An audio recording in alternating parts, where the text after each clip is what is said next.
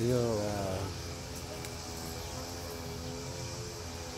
tirahan ng mga Spanish noong araw. So, dito sila nakatira yung mga Espanyol.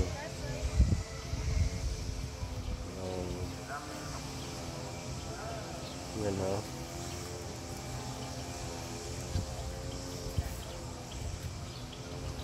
Ayan yung mga sasakyan doon ng araw. Yung mga bangkay na yung araw. Ayan.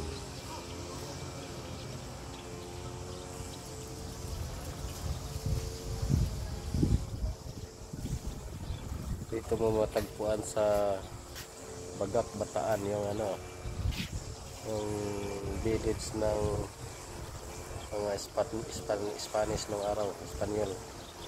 Yun lang.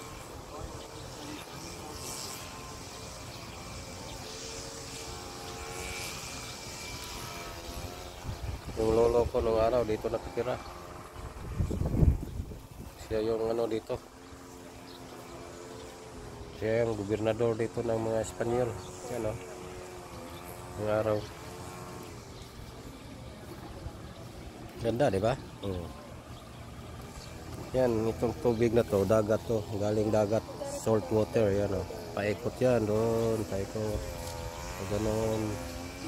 Yan.